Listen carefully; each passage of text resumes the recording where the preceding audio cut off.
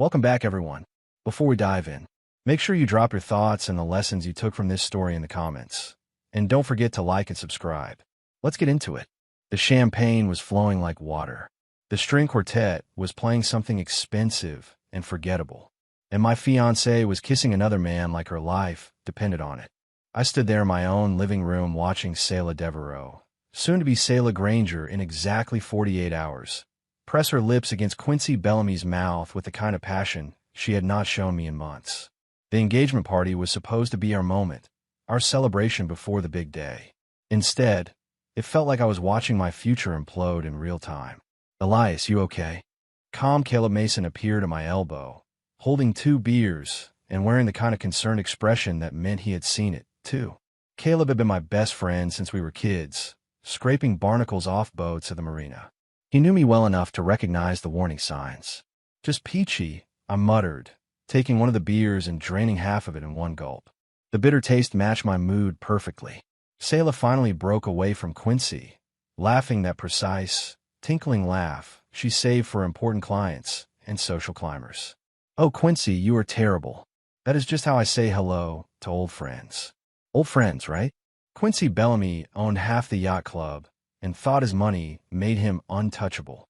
He had been sniffing around Selah since we announced our engagement 6 months ago, always showing up at her work events, always finding excuses to drop by the house when I was at the shop. The party guests were pretending not to stare, but I could feel their eyes on us like heat lamps. Mrs. Thompson from next door was practically vibrating with gossip potential.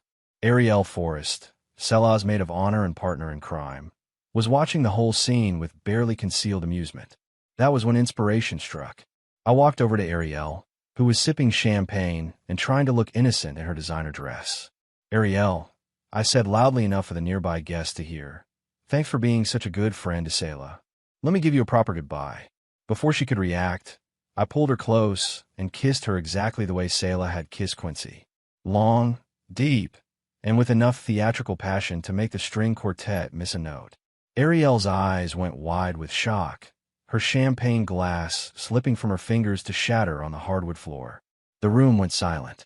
When I finally released Ariel, she stumbled backward, her face flushed red. I turned to the stunned crowd with a smile that felt like broken glass. That is just how I say goodbye to old friends. Selah's face had gone from radiant to furious in record time. "Elias, what do you think you're doing?" "Learning from the best," I replied, setting down my beer and heading for the door. "Thanks for the lesson, sweetheart." I was halfway to my truck when I heard her heels clicking on the driveway behind me. "Elias, wait. You cannot just leave." I turned around to find Selah running after me in her expensive dress, looking like a magazine cover even when she was angry. That was the thing about Selah. She was stunning in a way that made men foolish and women wary. I had been both for 2 years. "Watch me," I said, pulling out my phone. My fingers moved quickly across the screen, typing out a message I should have sent months ago. "The wedding is off." I hit send before I could change my mind. Selah's phone buzzed in her purse. She fumbled for it, read the message, and her face went white. "You do not mean that. You are just upset." "I'm a lot of things right now," I said, climbing into my truck, "but upset does not begin to cover it." I drove away, leaving her standing in the driveway, still holding her phone while the party guests spilled out onto the lawn to watch the show. In my rearview mirror, I could see Quincy putting his arm around her shoulders in what he probably thought was a comforting gesture. The drive to my shop gave me time to think, which was dangerous territory. Elias Granger, marine mechanic, salt-of-the-earth guy who fixed boats for a living. What was I doing with someone like Selah anyway? She was public relations director for Coastal Luxury Properties, the kind of woman who wore heels to the grocery store and knew which fork to use for the salad course. My phone buzzed with incoming calls, Selah's ringtone over and over. I let them all go to voicemail. The shop was dark and quiet, smelling of motor oil and salt air. I had built this business from nothing, starting with a single bay and a dream. Now I had 6 employees and a reputation as the best marine mechanic on the coast. It was not glamorous, but it was honest work, and it was mine. I was sitting in my office staring at a half-finished invoice when I realized Selah had left something behind in her dramatic exit. Her phone was sitting on my kitchen counter. I had driven home without thinking about it, Muscle memory taking me to the Victorian house we bought together last year. The engagement party debris was still scattered around. Empty glasses, abandoned appetizers, a few guest jackets draped over chairs. The cleaning crew would handle it tomorrow, assuming there was still going to be a tomorrow for us. Selah's phone sat there like a loaded gun. I told myself I was not going to look. I told myself I was better than that I trusted her despite what I had seen tonight. I told myself a lot of things as I picked up the phone and swiped the screen. No passcode. She had always said she had nothing to hide. The text messages opened like a door to hell. Quincy, cannot wait to get you alone after this circus. Elias is clueless. Selah, 2 more days, and then we can stop pretending. The honeymoon suite is already paid for. Shame to waste it. Quincy, Ariel did great work keeping him distracted while we finalized the South Dakota trust. Your husband is going to fund our new life without even knowing it. My hand started shaking. I scrolled up, finding weeks of messages, photographs I did not want to see, plans that made my stomach turn. They had been using the joint account I set up for wedding expenses to move money into a trust registered under shell paperwork I never approved. Ariel was not just the maid of honor. She was their accomplice, feeding them information about my business accounts, my schedule, everything. The final message was from 3 hours ago, right before the party. After tomorrow, Elias will have served his purpose. Time to upgrade. I set the phone down, carefully like it might explode. The house felt different now, contaminated. Every shared memory, every plan we had made, every time I told her I loved her, it was all poison. But the shaking in my hands was not from heartbreak. It was from rage. Selah thought she was so smart, playing the long game, using me as her safety net while she planned her exit strategy. Quincy thought his money made him untouchable. Ariel thought she was clever, playing both sides. They were all about to learn how wrong they were. I picked up my own phone and called Caleb. He answered on the second ring, sounding like he had been expecting this call. How bad is it? He asked without preamble. Bad enough, I said. Meet me at Green's in an hour. We need to talk. Green's Tavern squatted on the waterfront like a barnacle on a pier, all weathered wood and dim lighting. It was the kind of place where fishermen drank away their sorrows and mechanics like me came to think. Lewis Green had been running the place for 30 years, and he knew everyone's business before they did. Caleb was already at our usual table when I arrived, nursing a whiskey and looking grim. He had changed out of his party clothes into jeans and a flannel shirt, his thinking outfit, he called it. You look like hell, he said as I sat down. Feel worse. I signaled Lewis for a beer. How much did you see tonight? Enough to know that kiss was not friendly. Caleb leaned forward. But I'm guessing there's more to the story. I pulled out Selah's phone and slid it across the table. She left this behind when she chased after me. Take a look. Caleb's expression darkened as he scrolled through the messages. His jaw tightened when he got to the photographs, and by the time he reached the financial discussions, he was swearing under his breath. Jesus. They have been planning this for months. Gets better, I said, taking a long pull of beer. Check the banking app. His fingers moved across the screen, his face getting redder with each swipe. They moved $40,000.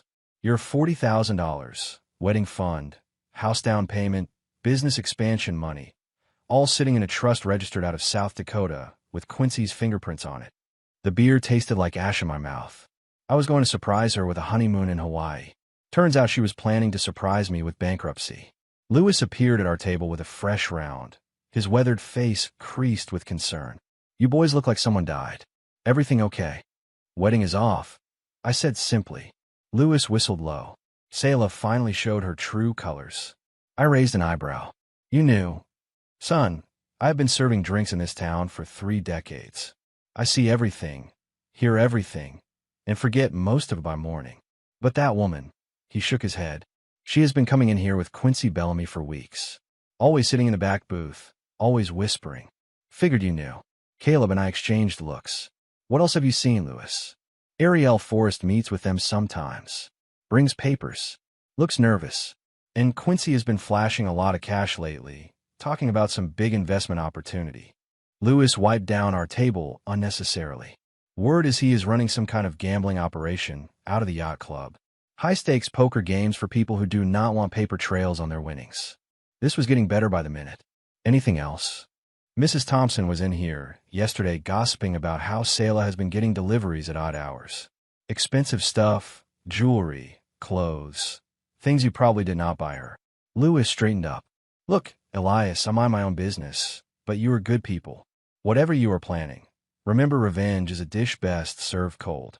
After Lewis walked away, Caleb and I sat in silence for a few minutes, processing everything. The jukebox played something mournful, and the few other customers were lost in their own troubles.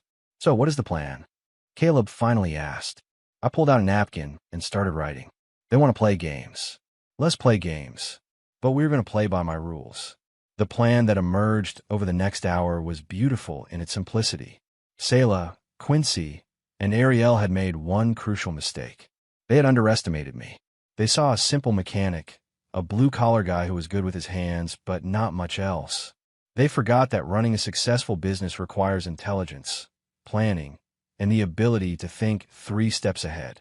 First, I said, we cut off their money supply. I am calling the bank first thing Monday morning to freeze all joint accounts and report the unauthorized transfers. That will tie up their trust money for months while the investigation plays out. Caleb nodded approvingly. What about Quincy's yacht? I smiled for the first time all night. The Belladonna is his pride and joy. Custom 40-footer worth more than most people's houses. He keeps it at Harborview Yacht Club. And guess who services all the engines there? You do. I do. And I happen to know that a certain kind of neglect can make an engine sputter and die at the worst possible moment. Not permanent damage, just expensive and embarrassing repairs. We spent another hour working out the details. Caleb knew everyone in town, and his construction business gave him access to all kinds of useful information. By the time we left Green's, we had a plan that would systematically dismantle their little conspiracy while keeping us on the right side of the law. The drive home took me past the yacht club, and I could not resist a detour. Quincy's yacht was moored at the end of the dock, gleaming white in the moonlight like a floating middle finger. Tomorrow was Saturday. He always took clients out on weekend mornings, showing off his boat and his money in equal measure. I parked at the marina and walked out onto the dock. The night security guard waved. He knew me from all the repair jobs I had done here.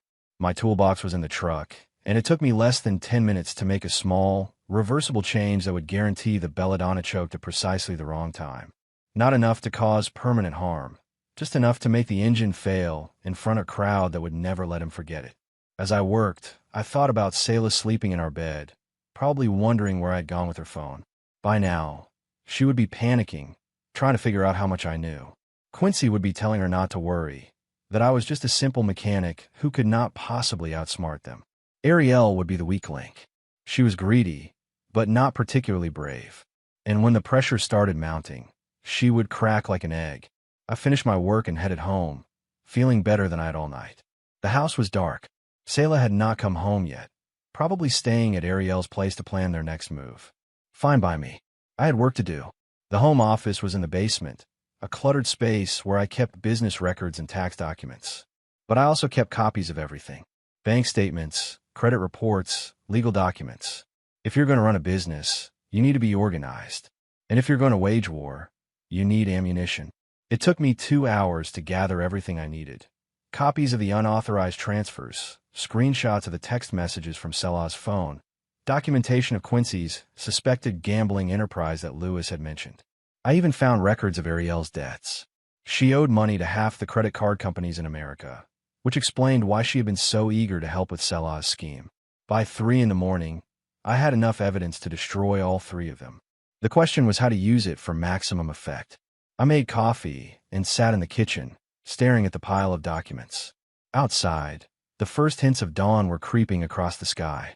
In a few hours, Quincy would be taking his yacht out for a morning cruise, and his engine would die right in front of the yacht club's outdoor dining area, where all his wealthy friends would be having brunch. That was just the opening act. The coffee shop on Main Street was busy with the Saturday morning crowd. Tourists, locals, and the kind of people who thought paying $6 for coffee made them sophisticated. I arrived early and chose a table near the back where I could see the entire room. Ariel showed up exactly at 9, looking like she had not slept. Her usually perfect hair was pulled back in a messy ponytail, and she was wearing jeans and a sweatshirt instead of her normal designer outfits. She spotted me immediately and hurried over, clutching her purse like a lifeline. "Thank God you are here," she said, sliding into the chair across from me. "We need to talk about last night." I figured. I sipped my coffee and studied her face. Ariel had always been the nervous type, the kind of person who jumped to shadows and worried about everything. It was what made her such a useful accomplice for Selah. She was thorough because she was paranoid. "Look, Elias, I know how it looked with Selah and Quincy, but it is not what you think." "Really? What is it then?" Ariel fidgeted with her purse strap. "They are old friends, you know that. Sometimes Selah gets a little affectionate when she's been drinking. It does not mean anything." I nodded thoughtfully. "You are right. I probably overreacted. Cancel the wedding. Stormed out like that. Pretty dramatic even for me." The relief on her face was almost comical. "Exactly. You know Selah loves you. She has been planning this wedding for months. She would be devastated if you really called it off." "Speaking of planning," I said casually, "I have been looking at our finances, trying to figure out the final costs for everything. There seem to be some discrepancies in the wedding account." Ariel's face went pale. "Discrepancies? Missing money. About $40,000 worth of missing money." I leaned forward. "You would not know anything about that, would you?" She started to stammer, her hands shaking as she reached for her coffee cup. I did not know what you were talking about. Maybe you should ask Selah about that." "I would, but she left her phone at the house last night." I pulled out Selah's phone and set it on the table between us. Funny thing about phones, they remember everything. Ariel stared at the phone like it was a snake. "Elias, I can explain. I'm listening." The story came out in a rush of words and tears. Ariel was drowning in debt, had been for years. Credit cards, student loans, medical bills from her mother's treatment. She was barely keeping her head above water. When Selah offered her $5,000 to help with some financial planning, she jumped at the chance. "I did not know they were stealing from you," she insisted. "Selah said it was money you had already agreed to invest with Quincy, that you just did not want to deal with the paperwork. And the text messages, the photographs, the plans to leave me after the wedding." Ariel's shoulders slumped in defeat. "I knew about the affair. I tried to talk Selah out of it, but she said you were boring, that you did not understand her ambitions. Quincy could give her the life she really wanted. And you helped them. I needed the money." Her voice was barely a whisper. "My mother's treatments, the bills. I was going to lose everything." I felt a flicker of sympathy for her, but it died quickly.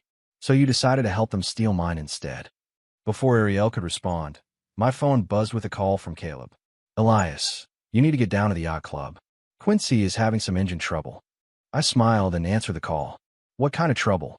"The kind that leaves him dead in the water in front of half the town's social elite. His engine died right in the middle of the harbor, and the Coast Guard had to tow him back. He is screaming at everyone in sight." "That is terrible," I said, not bothering to hide my satisfaction. "I will be right there." I hung up and looked at Ariel, who was staring at me with growing understanding. "You did something to his boat." "I fixed a problem," I corrected. "Quincy has been running his mouth about what a great sailor he is, how his boat is so much better than everyone else's. Turns out he is not as good at maintenance as he thought." Ariel's phone buzzed with an incoming call. She looked at the screen and paled even further. "It is Selah." "Answer it," I said, but put on speaker. Ariel's hand shook as she accepted the call. Selah's voice filled the space between us, tight with panic. "Ariel, where are you? I have been calling all night.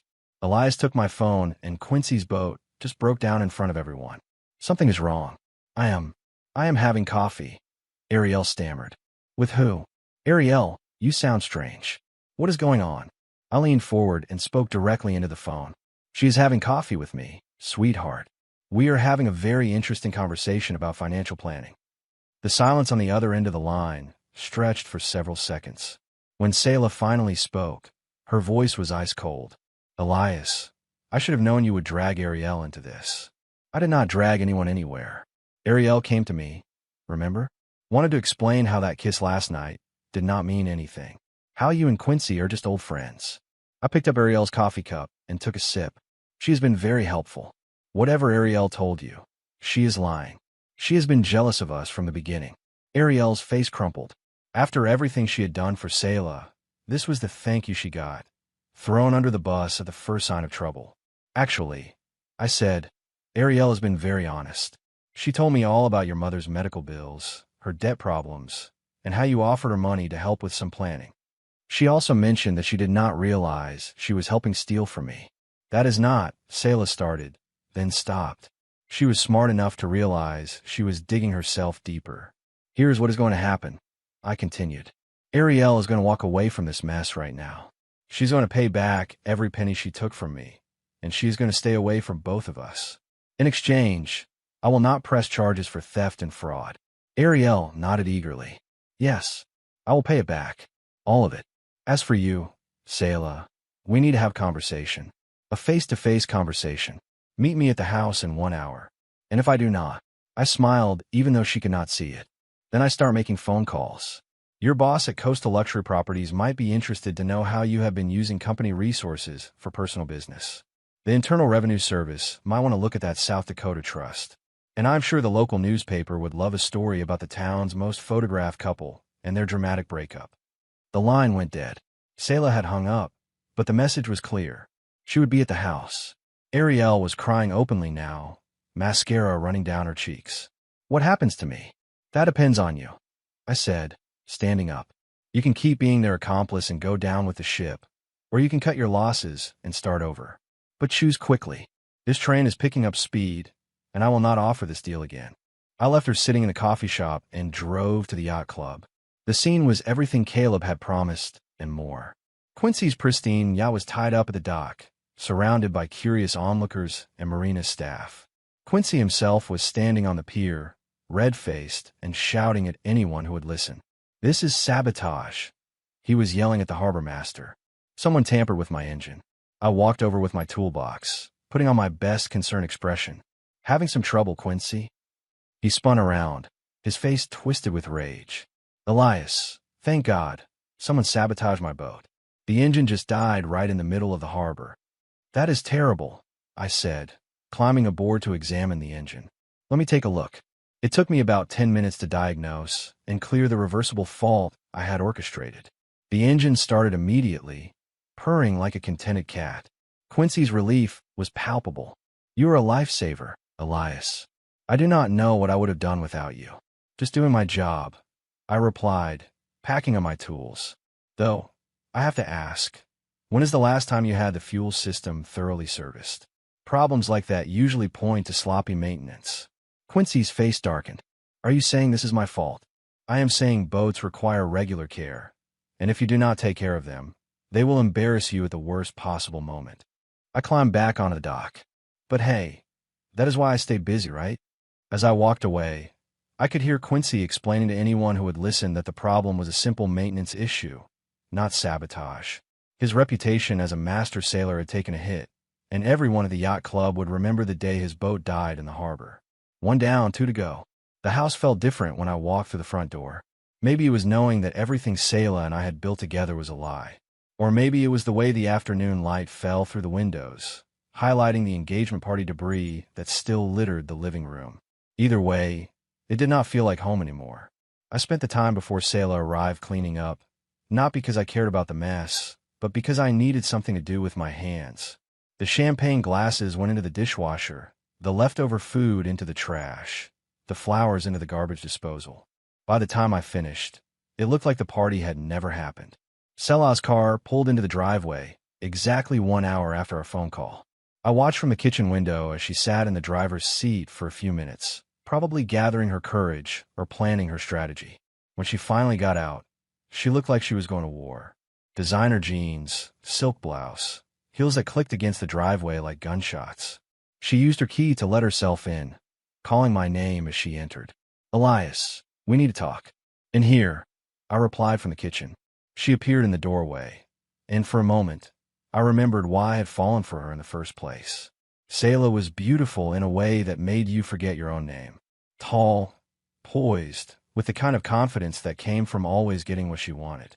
But now I could see the calculation behind her smile, the way her eyes assessed every situation for advantage. You look tired, she said, settling into the chair across from me at the kitchen table. This whole thing has gotten out of hand. Has it? Elias, I know you're upset about last night, but you are blowing this way out of proportion. Quincy and I have history. Yes, but it is ancient history. That kiss was just nostalgia. I pulled out her phone and set it on the table between us, just like I had with Ariel. Ancient history. Selah's eyes flicked to the phone, and I saw a flash of panic before she regained her composure. You went through my phone. You left it here. I was going to return it, but then I got curious about all those messages from Quincy and Ariel and several banks I have never heard of. She reached for the phone, but I was faster, pulling it back before she could grab it. Those are private communications, Elias. You had no right. I had every right. We are engaged, remember? Or we were, until I found out you've been planning to rob me blind and run off with your old boyfriend.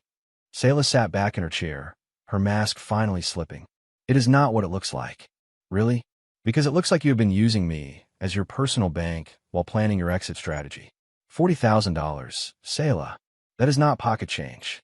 That money was shunted into a trust with Quincy's name on it. I leaned forward. Did you really think I was that foolish? That I would hand over everything I worked for and smile while you walked away? For the first time since I had known her, Selah looked uncertain. She had built her entire plan on the assumption that I was a simple mechanic who would not notice a few missing numbers on a bank statement. The idea that I might be smarter than she had given me credit for clearly had not occurred to her. The wedding is in 24 hours, she said finally. Our friends, our families, they're all expecting us to get married. You cannot just throw that away because of some misunderstanding. Misunderstanding. I laughed, but there was no humor in it. Selah, I read the messages. After tomorrow, Elias will have served his purpose. Time to upgrade. That is not a misunderstanding. That is a confession. She was quiet for a long moment, staring at her hands. When she looked up, there were tears in her eyes, but I could see the calculation behind them. Okay. Yes, Quincy and I have been close. But it is not about the money, Elias. It is about feeling alive again. Feeling alive. You are a good man, she said, reaching across the table to touch my hand. You are stable, reliable, everything a woman should want in a husband. But you are also safe, predictable. Being with you is like living in a museum. Everything is beautiful and well-maintained, but nothing ever changes. I pull my hand away. So you decided to spice things up by committing fraud. Quincy makes me feel like I am 25 again. He is exciting, dangerous. He is a criminal. I interrupted. Lewis Green told me about the gambling operation he is running out of the yacht club. High-stakes poker games. Money changing hands off the books. Is that the kind of excitement you are looking for? Selah's face went pale. You do not know what you are talking about. I know more than you think. I stood up and walked to the counter where I had left the folder of documents I compiled the night before. I know about Ariel's debts and how you used them to manipulate her. I know about the shell paperwork Quincy set up to hide his profits. I know about the favors he has been trading to certain local officials to keep his operation running. I dropped the folder on the table in front of her. I also know that as of this morning, all our joint accounts have been frozen pending a fraud investigation. That trust money you were counting on is tied up in legal red tape that could take years to untangle. Selah opened the folder with shaking hands, her face growing paler as she flipped through the pages. How did you get all this? I'm not just a mechanic, Selah. I run a business. I employ 6 people. I deal with banks, lawyers, accountants, and insurance companies. I know how to follow a paper trail. I sat back down across from her. Did you really think I built all this by being foolish? She closed the folder and looked at me with something that might have been respect. What do you want? I want you out of my house, out of my life, and out of my bank accounts. I want you to call everyone on the wedding guest list and tell them the truth, that you have been having an affair and the wedding is off. And if I do not? I smiled, and this time there was no warmth in it at all. Then I start making phone calls. Your boss, the Internal Revenue Service, the state's Financial Crimes Unit, the local newspaper. I have enough evidence here to put both you and Quincy in prison for a very long time. Selah stared at me for a long moment, and I could see her mind working, trying to find an angle. Finally, she realized there was not one. You bastard, she said quietly. I am a bastard. You are the one who has been lying and stealing for months. She stood up, smoothing down her blouse with hands that were no longer quite steady. Fine. You win.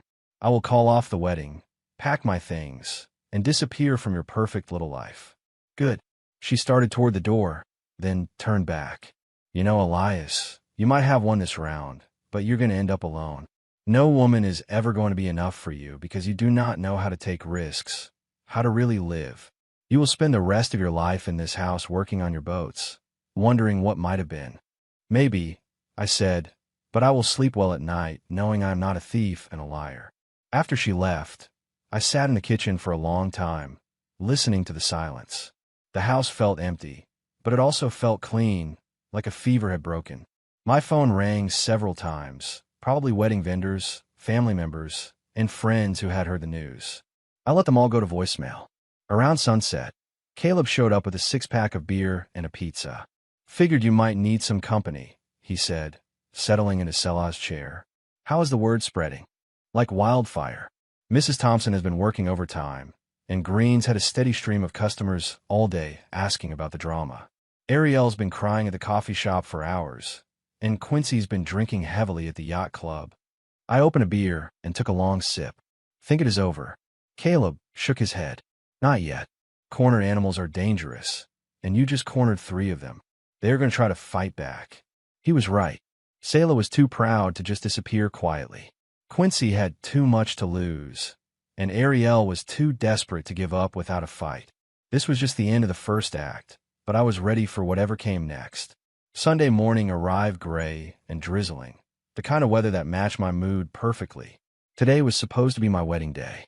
Instead, I was sitting in my kitchen drinking coffee and reading the local newspaper social section, which featured a prominent announcement about the postponement of the Granger-Devereaux wedding due to unforeseen circumstances. Selah had managed to spin the story, making it sound like a mutual decision rather than the implosion it actually was. But anyone who knew the real story would read between the lines. My phone had been buzzing all morning with calls and texts from friends, family members, and vendors. I answered a few. My sister Harper, my parents, a couple of close friends, but mostly I let them go to voicemail. What was I supposed to say? That the woman I planned to marry had been systematically robbing me while planning to run away with her ex-boyfriend? That my entire relationship had been a lie? Around noon, Caleb showed up looking grim. We have got problems, he announced, settling into his usual chair. What kind of problems? The kind that involve lawyers and police reports. He pulled out his phone and showed me a screenshot of a post on Selah's professional page. The statement was carefully worded, professionally written, and absolutely devastating. It is with great sadness that I announce the end of my engagement to Elias Granger. While I had hoped we could work through our differences privately, Elias's increasingly controlling and paranoid behavior has made that impossible. His accusations of infidelity and financial impropriety are not only false, but deeply hurtful. I have been forced to seek legal counsel to protect myself from his harassment and threats. I asked for privacy during this difficult time. Controlling and paranoid. I read aloud. Harassment and threats. I blew out a breath. She is good. I will give her that. It gets worse, Caleb said, scrolling to the comments. Look at the responses. The comments were a mix of support for Selah and speculation about what had really happened. Several people mentioned seeing me with her phone at the coffee shop, making it sound like I was some kind of stalker. Ariel had commented with a long, tearful message about how my behavior had been increasingly erratic and how she was afraid for Selah's safety. They're trying to flip the script, I said, setting down the phone. Make me look like the bad guy. And it is working, Caleb said. Mrs. Thompson stopped by my shop this morning, asking if I thought you might be dangerous. Lewis has been getting questions about your drinking habits. Someone even called the police to do a wellness check on Selah. A cold knot formed in my stomach. This was exactly the kind of move Selah would make.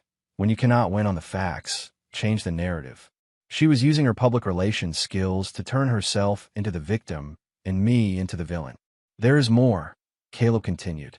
Quincy is telling people that you sabotaged his boat, that you have been threatening him. He is talking about filing charges. He cannot prove I touched his boat. He does not have to prove it. He just has to make people believe it. And with Selah backing up his story, Caleb shrugged. Small towns love drama, but they also love taking sides. Right now, you are outnumbered. I stood up and walked to the window, looking out at the gray sky. This was chess, not checkers, and Selah was better at it than I had given her credit for. She had anticipated my moves and prepared her counterstrike. But she had made one crucial mistake. She had underestimated how much I had learned about her operation. "Caleb," I said, turning back to him. "Remember that gambling ring Lewis mentioned? The one Quincy has been running out of the yacht club?" "Yes." "What if someone tipped off the state police about it?" Anonymous tip backed up with solid evidence. Caleb's eyes lit up with understanding. "You think they would raid the place?" "I think they would have to investigate. And if they found evidence of illegal gambling and tax evasion." I smiled for the first time all day. Hard to play the victim when you're being arrested on felony charges. We spent the next hour going through the evidence I had compiled. Quincy had been sloppy, leaving digital trails everywhere. Transfers, emails discussing games and players, even photographs on his social media showing large amounts of cash that did not match his legitimate income. The anonymous tip went to the state police financial crimes unit, complete with a detailed dossier. I used a prepaid phone and a voice modulation application to make the call, reporting suspicious activity at the yacht club and providing specific dates and times when illegal games had taken place. By evening, the wheels were in motion. Monday morning brought news that spread through town like wildfire. The state police had executed warrants at the yacht club, seizing computers, financial records, and a significant amount of cash. Quincy Bellamy had been arrested on charges of operating an illegal gambling enterprise, money laundering, and tax evasion. The local newspaper's website crashed from traffic as everyone tried to read the details. Quincy's booking photograph made the front page, showing him haggard and desperate. The article mentioned that the investigation was ongoing and that additional arrests were expected. My phone rang constantly. Reporters, friends, people who suddenly wanted to hear my side of the story. I was not talking. Not yet. Selah's social media had gone quiet. Her carefully crafted victim narrative was collapsing now that her boyfriend was facing charges. Ariel had deleted her account entirely, probably on the advice of a lawyer. Tuesday brought the next shoe to drop. The Internal Revenue Service announced it was reviewing several individuals connected to the yacht club gambling operation for tax issues. Selah's name appeared on the list of people whose financial records were being examined. Her employer, Coastal Luxury Properties, released a statement saying that Selah had been placed on administrative leave pending the outcome of the investigation. Her professional reputation, built over years of careful networking and strategic relationships, was crumbling overnight. Wednesday was when Ariel finally broke. She showed up at my shop looking like she had not slept in days, her eyes red from crying and her hands shaking. "Elias, please. I need to talk to you." I led her into my office and closed the door. "What is on your mind, Ariel?" "They are going to arrest me," she said, collapsing into a chair. "The police came to my apartment this morning with a warrant. They took my computer, my phone, all my financial records." "I'm sorry to hear that." "No, you are not." She looked at me with a mixture of anger and desperation. "You planned this whole thing, the raid, the investigation, everything." I did not confirm or deny it. "What do you want from me?" "I want to make a deal. I will testify against Selah and Quincy. Tell the police everything I know about their operation, in exchange for immunity. That is between you and the prosecutors. But you could put in a good word for me. Tell them I was just a victim, that Selah manipulated me into helping." I studied her face, seeing the fear and desperation there. Ariel had made bad choices, but she was not vicious like Selah and Quincy. She was just weak and in over her head. "I will consider it," I said finally. "But I want something in return. Anything. I want you to go on record about everything. Not just the financial stuff, but the personal stuff, too. Selah's plans to leave me after the wedding. The way she talked about me behind my back. All of it." Ariel nodded eagerly. "Yes, I can do that. I have recordings." "Recordings?" "On my phone. I was paranoid about getting caught, so I recorded some of our conversations as insurance. I have Selah admitting to the affair, talking about using your money to start a new life with Quincy. Everything. This was better than I had hoped. Turn those over to the police. Cooperate fully with their investigation, and I will speak to the prosecutor about your cooperation." Ariel left, looking relieved for the first time in days. An hour later, I called the detective in charge of the case and told him about Ariel's willingness to cooperate. I did not mention the recordings. I would let Ariel surprise them with those. Thursday brought the final act. Selah was arrested at her apartment on charges of fraud, money laundering, and conspiracy. The evening news showed her in handcuffs being led to a police car while reporters shouted questions. She kept her head down, but I could see the fury in her eyes even from the television screen. The local paper ran a front-page story about the wedding scam, detailing how Selah and Quincy had planned to defraud me out of my savings. Ariel's recordings were mentioned prominently, along with quotes from the prosecutor calling it one of the most callous and premeditated schemes he had seen in years. My phone rang that evening. It was Selah calling from jail. "You destroyed my life," she said without preamble. "You destroyed your own life," I replied. "I just made sure everyone knew about it. I could have loved you, Elias, if you had just been willing to change, to take some risks, to live a little. By stealing from me, by lying to me, by planning to abandon me after our wedding." I laughed. "That is not love, Selah. That is sociopathy. You are going to regret this. When you are sitting alone in that house growing old by yourself, you will remember what you threw away."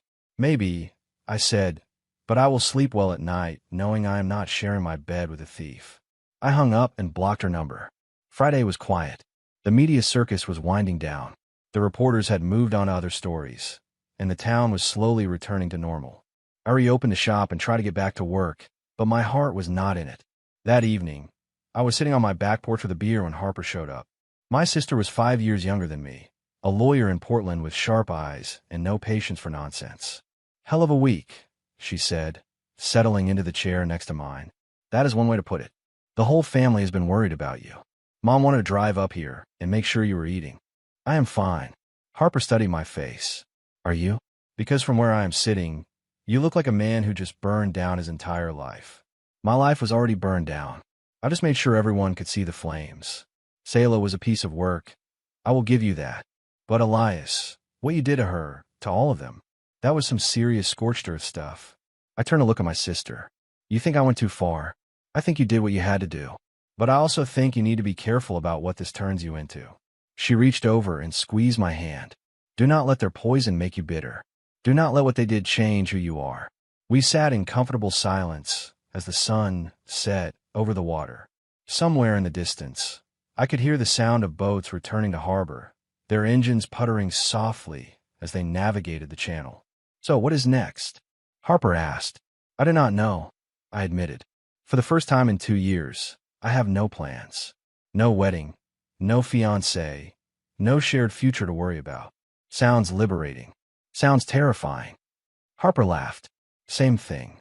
After she left, I stayed on the porch until well after dark, thinking about everything that had happened. Selah had been right about one thing. I would probably end up alone. But maybe that was not such a bad thing.